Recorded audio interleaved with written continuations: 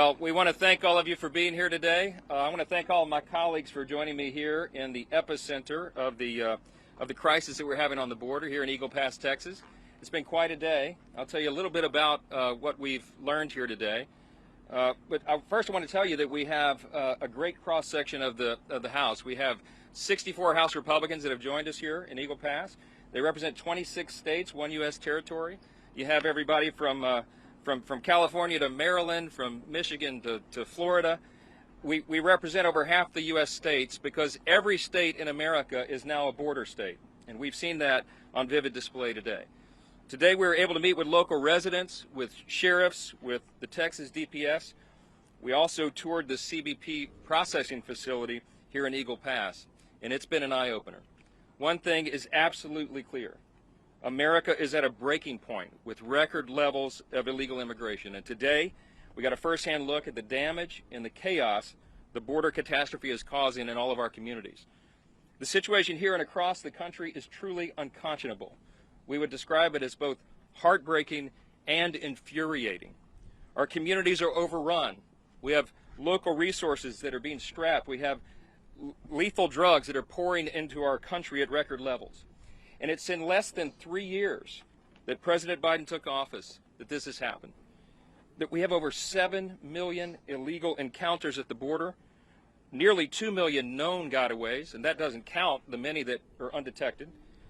At 312 suspects on the terrorist watch list that have been apprehended. We have no idea how many terrorists have come into the country and set up terrorism cells across the nation. Last month alone, we saw the most illegal crossings in recorded history. It is an unmitigated disaster, a catastrophe. And what's more tragic is that it's a disaster of the president's own design. About an hour ago, we had lunch, and there are a number of sheriffs that work and serve here along the border of Texas.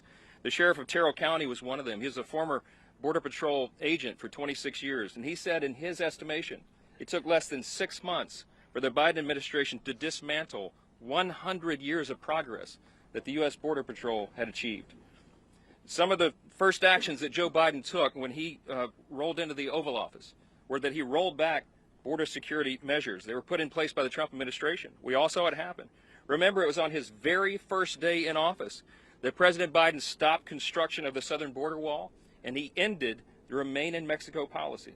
It was estimated on our tour just a moment ago that if the Biden administration would reinstate just the Remain in Mexico policy, it could stem the flow by probably 70% or more. But he refuses to do it. And since the time that President Biden took office, the administration has done next to nothing to protect the border. But we've all seen with our own eyes, they have opened the border wide to the entire world. It's estimated that nearly 170 countries have people coming in and flowing across this border. And some of these are from nations that have high numbers of concentration. And these are not people who are fleeing and looking for asylum, that are in fear for their lives in their home countries. We have hardened criminals coming across that border. They're the ones being released from prisons from some of these countries and sent here to come into the U.S. Rather than incentivizing people to come, the president needs to deter people from entering the country.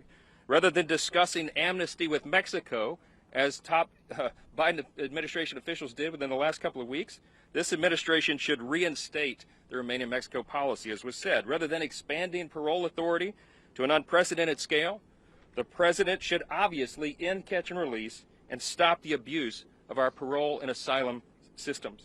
The president can and should act now. This doesn't require legislation. It requires leadership.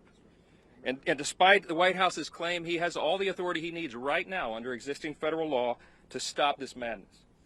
But the message his policies have sent is the opposite of that. It's quite clear. Under President Biden, America has laid out a welcome mat to illegal immigrants, smugglers, and cartels. He is responsible for the grave threat to our national security and our nation's sovereignty that these policies have created. But instead of taking responsibility and providing leadership, this administration has done nothing but attack elected officials who are trying to fix this catastrophe. The people standing behind you have worked hard. We passed our legislation more than 7 months ago. You have red and blue states all across this country that are being forced to step up because the federal government has failed to do its job. Right here in Texas, Governor Abbott has heroically done more to enforce the law than the president has. And how has this administration responded? They have sued the state of Texas to stop their deterrence efforts. They have brought them to court to strike down their ability to put up buoys in the water and razor wire and the rest. It's absolute insanity. The House has done its job. As I mentioned, we delivered common sense legislation that will secure our border. But it's been sitting on Chuck Schumer's desk for 7 months. House Resolution 2 was our bill, and the time to act on it is yesterday. It certainly needs to happen.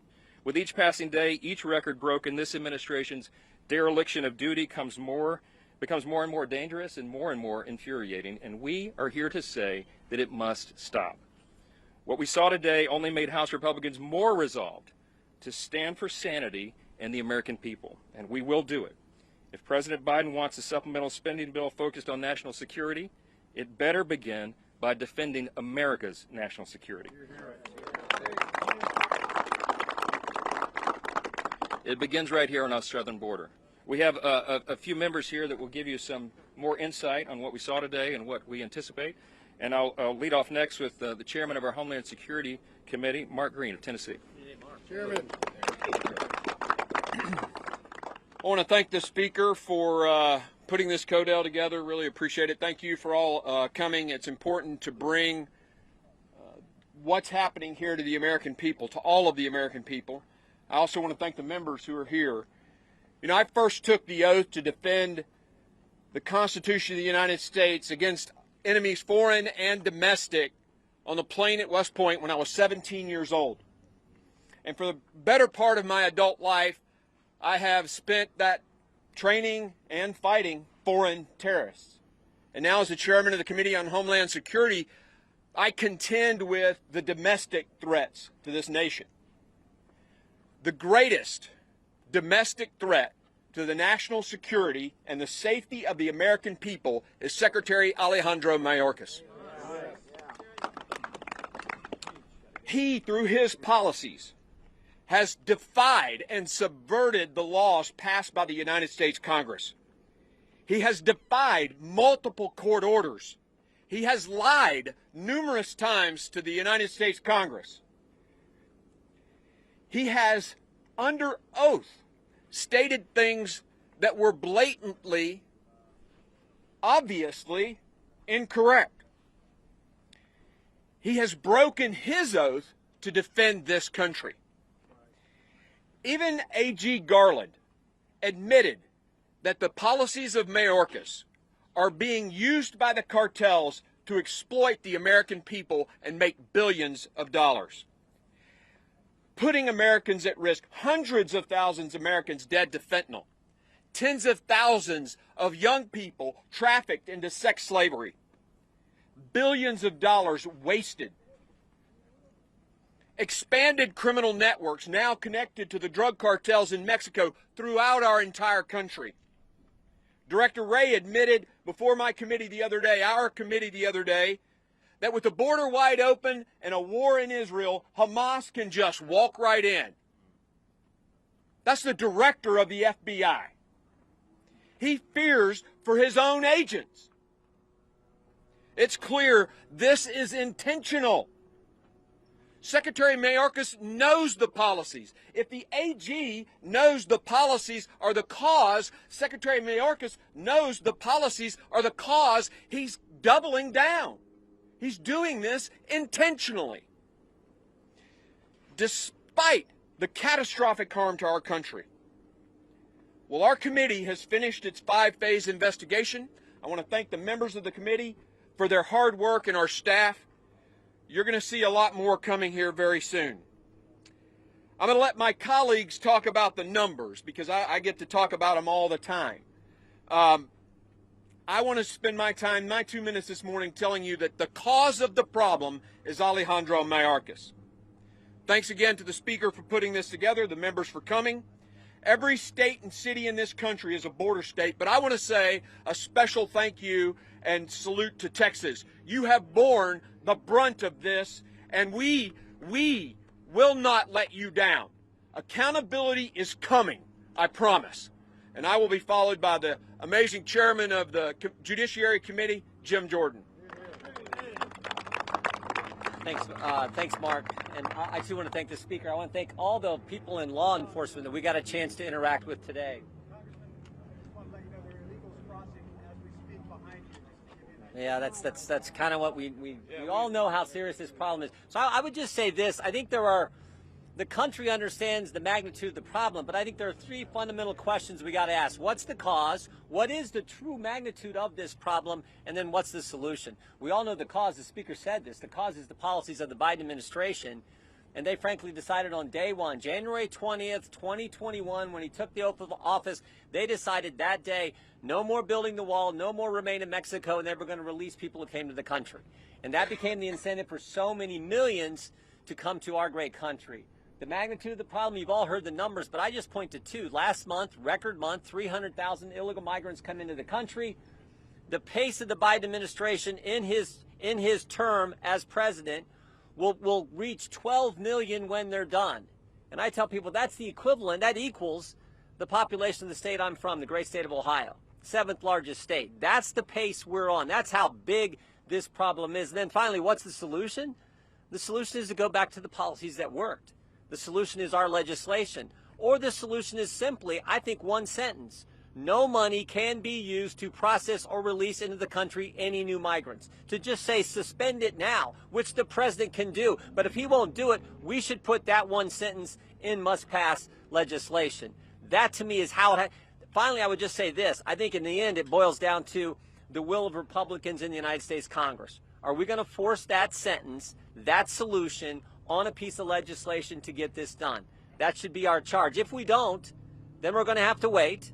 Then we're going to have to wait for the presidential election and hope that President Trump is the new president where we can get back to the policies that work. It's that basic in my judgment. With that, I would yield to the gentleman, I think, from the home district here, Mr. Gonzalez. Showing up matters. Whether you're a dog, whether you're a cat, whether you're a member of Congress, whether you're the media, showing up matters. And I want to thank the speaker for making this happen. I want to thank the speaker's team for being seasoned veterans and putting this all together. I want to thank my own team. This is our 21st border CODEL.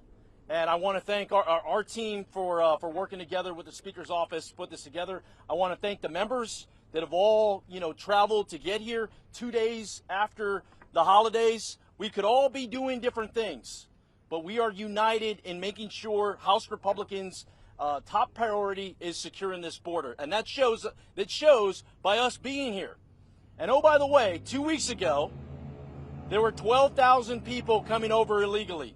Under that bridge, right down the street, there was thousands of people. In the Firefly facility that we visited earlier today, that has a max capacity of 1,000 people, there were 6,000 people. There were 4,000 people that were getting released. We were at the brink of massive catch and release. And when that happens, our communities get turned upside down. And it may start here in Eagle Pass, but then it quickly reaches San Antonio, and then it quickly reaches all over the country. Well, guess what? Today, that stopped.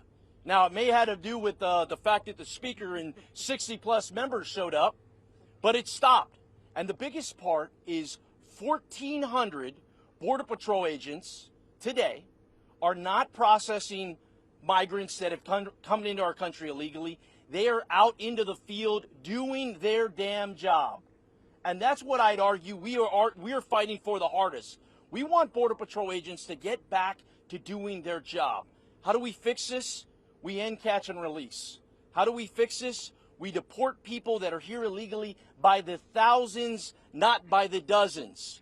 And then if you stop talking for 1 second and you just listen like we did today, if you hear from the ranchers, if you hear from the sheriffs, if you hear from the judges, the mayors, the people that live here every day, they will tell you the same thing.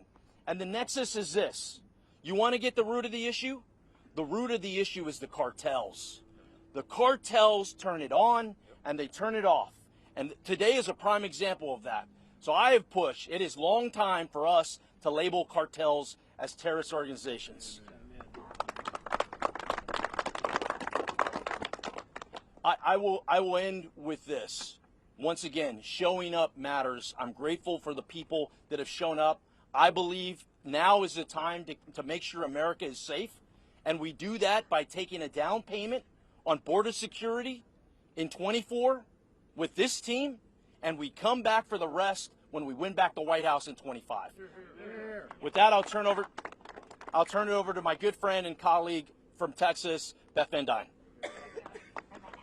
Thank you, Tony. I appreciate all the work that you have done over the last 2-3 years that you have been in Congress. You have really taken this issue. You have shown that you care. You've come down here with solutions.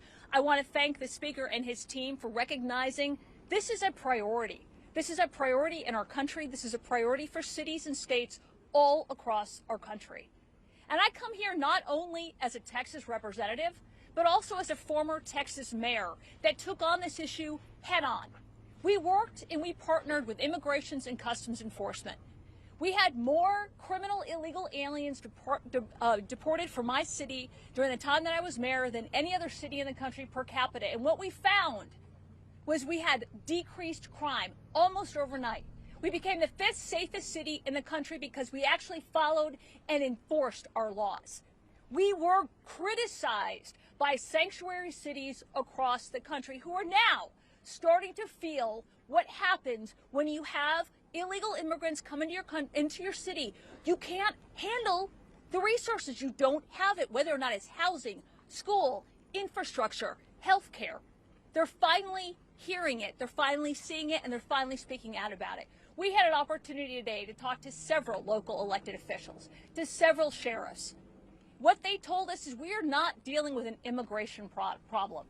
We are dealing with a sex trade problem. We are dealing with a cartel issue. This is where your focus needs to be. When you have women who are brought into this country, who are being treated as slaves, who are still emboldened by cartel members, that takes 13 to 18 years potentially to be able to work off their debt. That is what we are seeing under a Biden administration.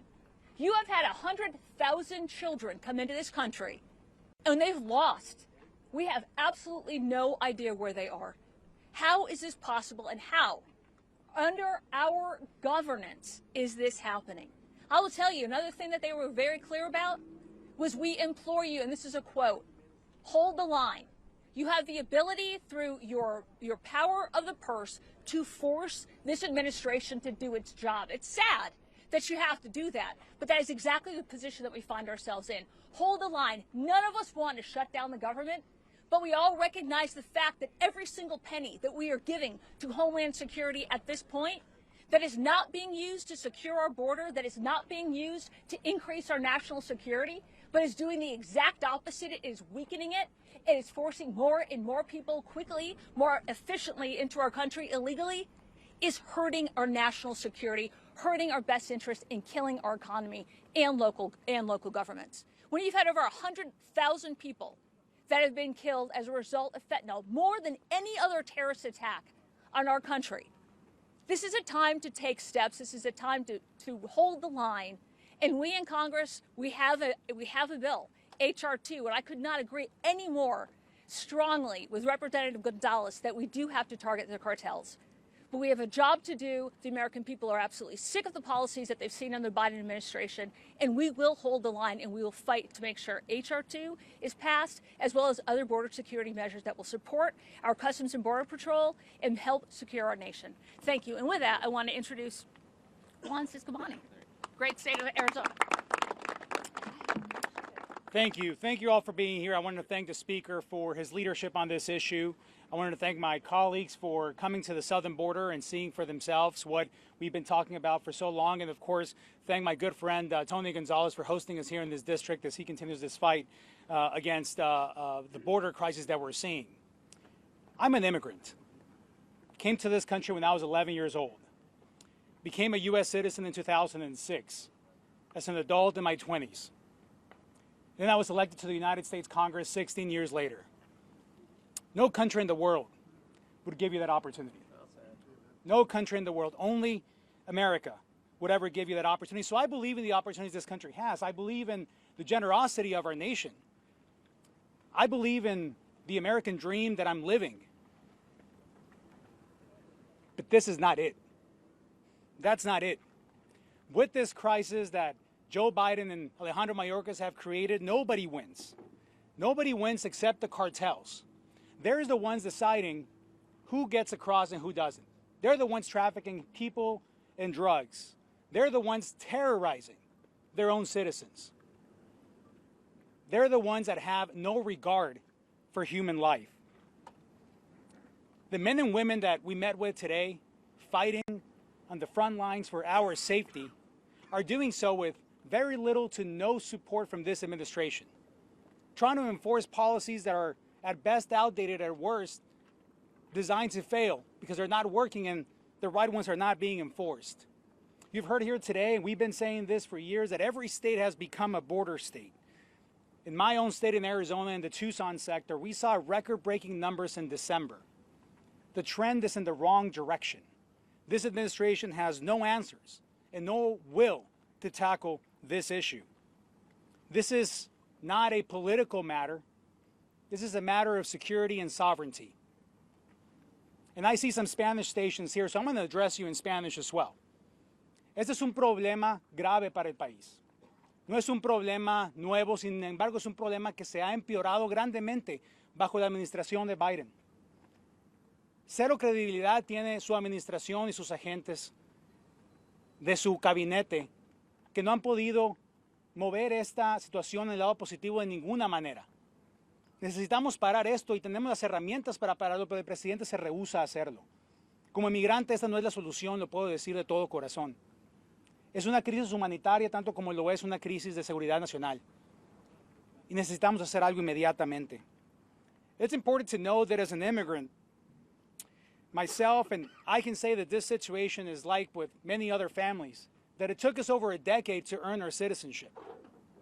And what the Biden administration has done, they've diluted the effort, the focus, and the sacrifice of so many families that have paid the ultimate price of leaving their country to come here and go through a long, rigorous process to become U.S. citizens, to be able to take that oath of citizenship like I did in 2006. And this administration, with their actions, has made a fool out of that process. And has spit in the face of so many that have gone through the entire process to one day have the honor of becoming United States citizens. This message transcends culture. This message transcends language. This is an American issue that we must solve from every perspective that you see reflected here behind us.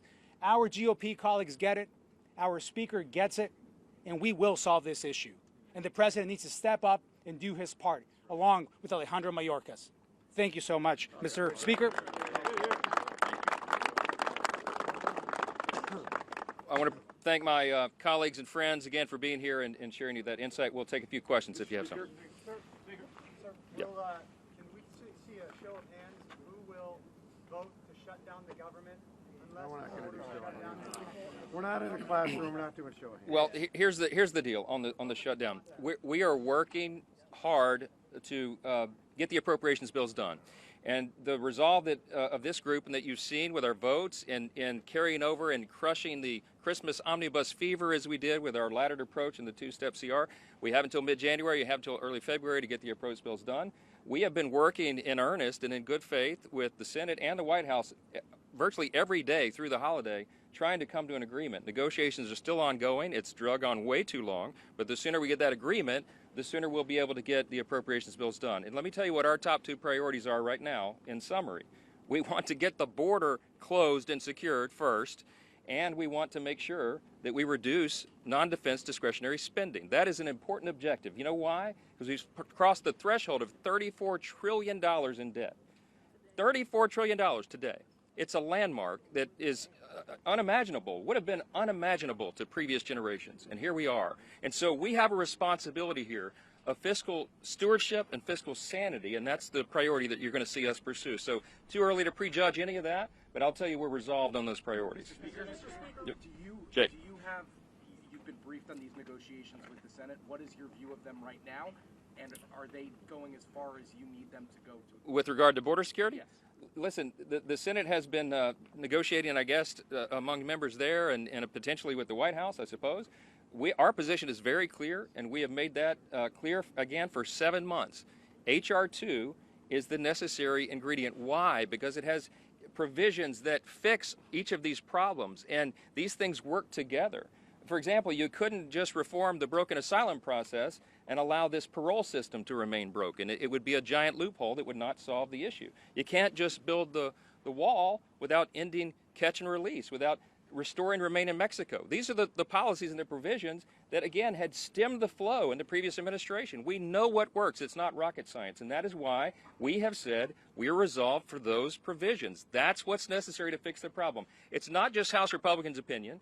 It's based upon the informed opinions of the people here on the ground, and that is what they have told us, and they have reiterated this over and over and over. Desperately, they ask us to help them solve this problem, not just for South Texas, but for the entire country. And that's why you see representatives from all across America here to say in one voice that we have to do this for the people. And the White House has shown an unwillingness to do it. In fact, as we noted, they've done exactly the opposite, and it's shameful and inexcusable. Yes, ma'am.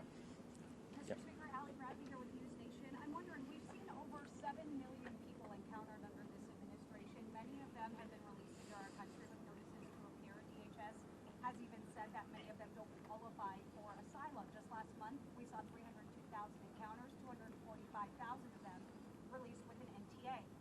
Should a Republican win of the election here coming up, would the Republican Party be in favor of mass deportations, and what does that look like? Are we going door to door? Are you going into businesses? What would that look like if the Republican Party supports it? I can tell you it's a very complicated, complex issue, just finding those people. You heard Representative Van Dyne say earlier, tragically, nearly 100,000 undocumented children who were unaccompanied, who came across the border, unaccompanied minors, have been lost into the system. The administration has lost track of these children after they've been released. These people are given a notice to return for an immigration hearing. Sometimes it's 4 years into the future. They don't show up. A very tiny percentage show up. So the first problem would be even identifying all these people. The point is, the longer we wait, the longer we delay the closure and securing of this border, the greater the crisis and the problem. We don't have a specific prescription yet that we're proposing because we haven't gotten to that point. But I do believe, in large measure because of this issue, I do think that we're going to have a change in the White House. I think we're going to have a Republican president. I think we're going to win the Senate, and we're going to expand the majority in the House as well. Mr. Speaker, do you think it should be within states' rights to enforce federal immigration law like the law Texas just passed due to the state crisis despite the ruling previously in Arizona versus USA? Absolutely. Listen, we have applauded Governor Abbott and all the brave law enforcement officers here on the border in Texas. They're doing their dead level best to protect their citizens, and that's his #1 job. The federal government, the White House, the administration refuses to do it. So if you're the governor of Texas or a border state or any governor, you have the responsibility, the right, the constitutional authority to do the right thing and secure your people. So we have applauded him. We stand with him in that resolve, and any other governor who's willing to draw the line and take that measure. And remember, everything they try to do, the White House has gone to court to stop. Everything they're trying to do to protect Texans, the White House is going to take them to court and have it undone. It's madness is the only word that we can think of to describe this. And we hope it treason. I don't know. It comes to an end soon, and we're here to make sure that happens. Thank you all for being here. God bless you. Yeah.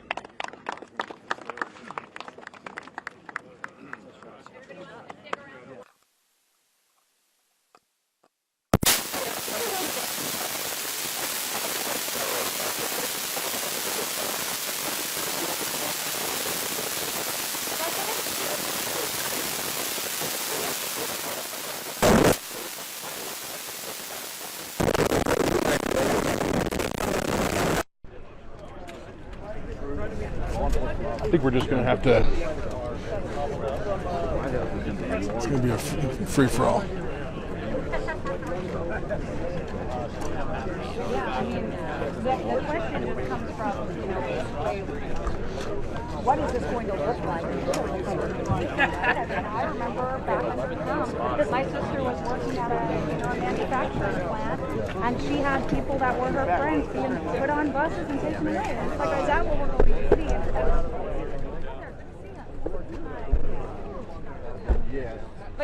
You good? Yep. Check one. Yep. Sorry, buddy. because America demands it. We need solutions. The House has already passed H.R. 2. The Senate hasn't passed anything. I'm constantly working with them. I encourage them to get to something. All right, let me go see if I can help.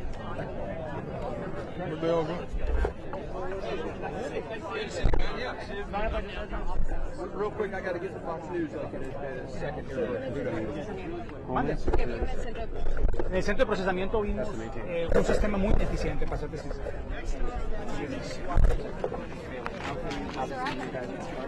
Yeah, what would you say to that?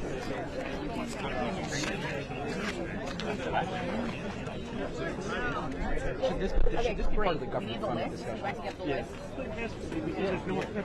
No other vehicle that's going to move. Well, the argument is to do it as part of the. Obviously you don't want it as part of the foreign aid package. I would imagine. Oh, I do. No. I signed a letter, okay, with Debbie Wasserman Schultz to fund Ukraine. No, I'm sorry. Israel. You don't want. Let me put it this way. You think it should be part of the government funding discussion that comes up in whatever? Yes. There's no other vehicle that's available. It needs to be Time's done running that out. way. Yeah. It's time. Yeah. Okay. But it should be bipartisan. Okay. I signed on early with Debbie Wasserman Schultz and with proposing funding the U.S. border and the borders of Ukraine, Israel, and Taiwan. Yeah. I thought that's what we were for. Yeah. All of us, even Biden. Yeah.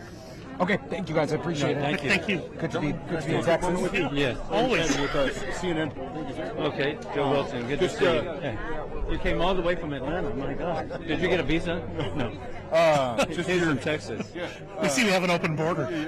Are you, as senators are negotiating, are you guys open to the Senate version of whatever they come up with, or does it have to adhere closer to H.R. 2? At this point, it's H.R. 2. I mean, they haven't put anything forward, so how do you negotiate with something as nebulous as that? We have put the marker down. It's H.R. 2. Come to us with what your proposal is. And H.R. 2, really, the House has passed this, and sadly, American people don't know that the House did pass legislation that would address the issues of illegal aliens coming into our country to stop the human trafficking. How inconceivable the hundreds of terrorists that have been identified that have come into our country. Every American family is at risk today. And I urge people to have a rally point that if there's an attack in our country, and there will be, that they should go to a particular rally point. They should have a go bag. They need to be ready today. An attack is imminent, and that's been revealed by the FBI Director, Christopher Wray. And so the American people need to be ready. The Biden administration has put every American at risk. And there are some members in the Republican caucus talking about shutting down the government if the border's not, quote, shut down.